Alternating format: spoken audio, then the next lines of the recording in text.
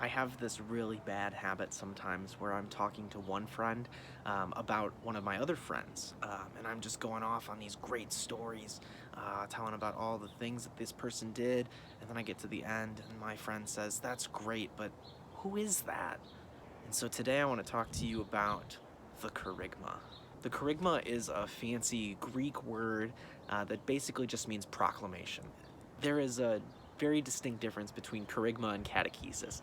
And with Kerygma, this is the initial proclamation. This is where we talk about who Jesus is and the central mission of Jesus on earth. And that central mission, a lot of people don't know how to explain really. We understand the story, but in terms of telling the story, it's really hard.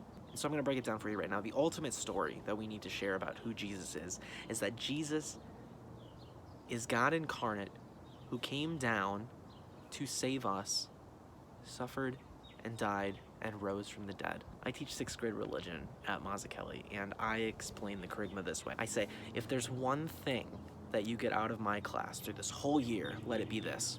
And that one thing really is 3 things, but that's okay. The first thing is that I need you to know that you are loved. You are loved by God who created you. You are loved so intensely. It's called agape love. It's unconditional love.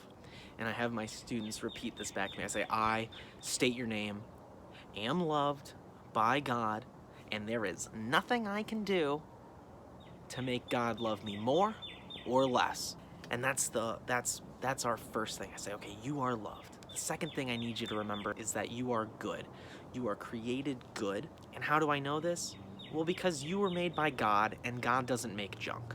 You are loved by God unconditionally. There's nothing you can do to change that, to make him love you more or less. You are good. If God made you, that means that you are his masterpiece. And thirdly, the last thing that I need you to know is that you are redeemed. And what does redeemed mean? Well, here's where we kind of get into this Kerygma. And when we say we're redeemed, what that means is that Jesus has already paid our price. I like to think of it like a coupon. If I'm using a coupon, that means that part of the price that I have to pay is less, depending on what the price of the coupon is. That means that the price for the product has already been paid by someone else. So if I'm redeemed in terms of salvation, think of it like a Jesus coupon. It's 100% off. All you have to do is use the coupon. And how do we do that? By knowing who Jesus is, by believing in Jesus, by giving our lives over to Jesus so that we can be saved, by following the church, Jesus' church that he established, and by going out and spreading this great news to everyone that we meet. We have to explain the Kerygma to them. And remember, the easiest way we can do that is by letting every single person we know that they are loved, they are good, they are redeemed.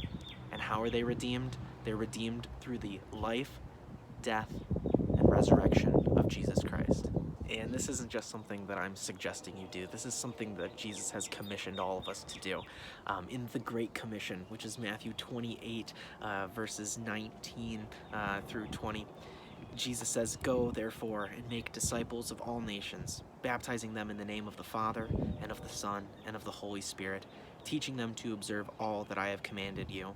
And behold, I am with you always until the end of the age."